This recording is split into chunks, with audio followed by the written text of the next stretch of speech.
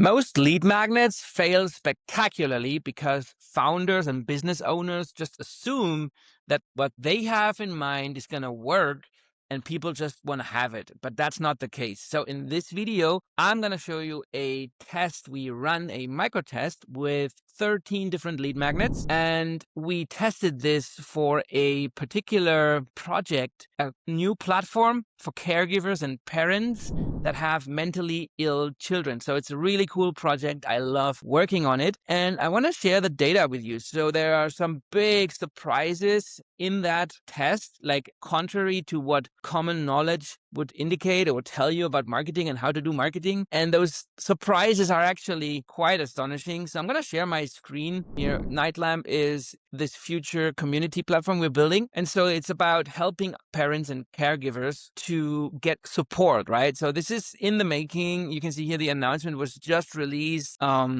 this February 5th. So that's a month ago. And we're partnering here. My client is partnering here with Agingo to build this privacy-first peer-to-peer platform for parents and caregivers. So this is a huge project. It's awesome, and I loved working for this. And so we have some really surprising tests. So what we did here, let me just go through this, is essentially we created the concept. We did a three sequence tests. So first we started out with the problem that we assumed that parents would have, right? Problems, statements, and pain points, right? So from there, we took the winners from this test, and then we created a set of different headlines. I'm going to go into the results in a moment with you and those surprising findings I've been talking about at the beginning, but I wanted to understand the sequence here. And once we have the headlines, the winning headlines, then with that information, we started to combine those so that we could have a transformational test, or at what also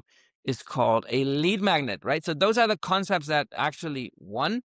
And so what's going on, like, right? Because when you talk about marketing, a lot of the times in marketing, we have like general rules. Like, for example, specificity wins over general advice. That is one very common recommendation, which usually is true, right? So another one is, and this was the surprise here, is that money is usually the big driver, but in this case here with this community platform, it was shame, like the feeling of shame. You can see here. Let's go right there here. Every marketer would lead with financial burden, right, for caregivers, because obviously there's huge stakes involved with paying for your child's recovery. But shame was a much bigger driver. You can tell here by how high the CTR turned out to be, 5.84.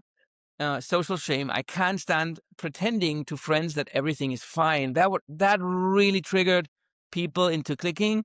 And financial fear, I'm terrified every bill will bankrupt us, did not, right? That's just the data here. You can see this is true on the problems and pain point tests. So here we go. This was the lowest, actually. True or false? I'm terrified every bill will bankrupt us without improving my child's care. And what really won, like by a 5x difference, was true or false. I can't stand pretending to friends that everything is fine at home after my teen's diagnosis. And then you see here in the second one, this is just the confirmation that this is essentially the same pain point, just a different frame, right? I hate having to risk my family's privacy just to get honest. Or here, the third, I pretend everything is fine because no one really understands what our teen's diagnosis really means. So those are very similar, and it proves that those are the real pain points. So we can tell now that this is what really hits home and what really triggers an emotional response, which is the essence of this test. The pain point and problem statement test is all about finding out the real levers, the real pain point that make people react, right? That push this hot button, this red button that we need so that people take action. Because let's be honest, sales is all about emotional triggers. It's not about the logic. So we need to find those underlying pain points before we build all the other stuff. It doesn't matter how good our copy is down the road. Like, if we build a super ad that's based on a wrong assumption, it's just not gonna work. That's the reality. Now, after this second test, the headline test, the problem test, we went to the headline test, right? Now, we took those those prior winners, and then we translated that into the second test. And here what we found is that we had look at this here. There were a lot of tests that actually fell through the cracks, that didn't work, and we had the winner. So the winner was, let's start with the loser, the one that really lost it. Dive into the real experiences of parents facing a child's new diagnosis. Discover which anonymous support chat will actually help your family feel less isolated after your teen's diagnosis. Those didn't get not even 1% CTR. For context, on Meta, 1.5 is average, 1.5%. So everything here, so this is why you see here they're getting green here, because they didn't qualify for two reasons: CPC, cost per click, and because of low CTR. Now, the winners were discover a safer way to ask the hard questions about life after your teen's diagnosis. Why parents of diagnosed teens feel forced to choose between silence and exposure. The number one mistake parents regret after their teen is diagnosed. All very emotional statements and headlines in this case. So those are all great for the copy that we're going to use in the newsletters and on the website and everywhere else. Transformational test, that's where we get into the offer, where we get into the lead magnet. But now we're starting to, you see, now we're just saying we combine the headline with an actual offer. And then when you tested these are also very insightful. They all worked in a nutshell, but except for one at the because it didn't reach the threshold for it needs to be under 50 cents per click. So this one didn't really pass, but all the other ones were actually great. So you see here, this "you're not alone, join the conversation" was the absolute driver of clicks. And then, "is this normal?" a caregiver checklist, or "you're not alone, join the conversation with other parents." And so there's a few things to learn. Number one, I already said that, is money isn't the pain here. It's shame, right?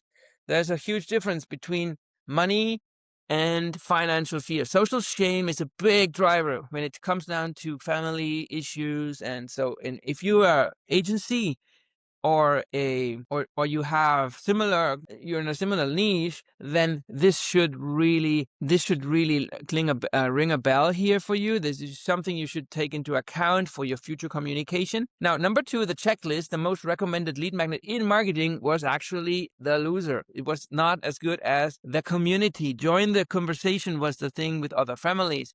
5% CTR versus 1%. So that's a big one. It was a surprise. And then also very surprising, because usually, as I said, vague is not a good idea when you have marketing, but in this case, it did work. Discover a safer way to ask the hard questions versus the worst one. Dive into the real experience of parents. So here we were more specific, but we ended up with a way lower CTR than with this one, which is something that did surprise us. Okay. So that's basically the whole thing. Now, I have also outlined this in our newsletter for our episode. Every week, we actually dive into the numbers that you can copy paste a lot of this stuff or repurpose for your specific content. Now, all of this information, guys, you'll find on the weekly Scale Signals newsletter, where we publish our findings, our testings every week.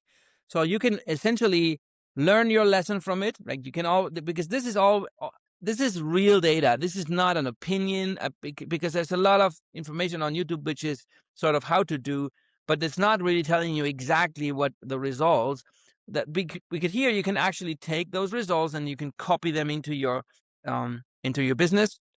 If you're an agency, or if you have run a business in that healthcare space, then this is obviously gold. And so we actually give you the exact framing, the exact copy, and then we give you an interpretation on why that's important, right? What's the surprise here, the unexpected signal, how to use this signal, right? So for the community framed offers, you want to test. Before you build your 12-page guide, you want to test whether the join the conversation outperforms. So the first recommendation is you test community framed offers before content offers, right? This is all about joining a community. The second one is check your identity labels. That's a big one. Families outperforms parents. Like, family is a emotional trigger. Now, number three is use "is this normal" as a framework for validation based on the lead magnets here, right? Anonymously is also big in this space. Anonymously is a conversion keyword for stigmatized markets. Stack these insights into a 3-layer funnel. You can do a top of funnel, like you're not alone, community messaging, and then asking like, is this normal? Or chat anonymously to give them a bottom of funnel CTA. Now apply the sequential testing methodology. That's where we can help you. If you have an offer you want to test, be free, book a call here. Feel free to book a call and we'll help you get this done, okay? Thank you for watching this video. Don't forget to subscribe and like and share and comment, and see you in our next episode. Thank you so much.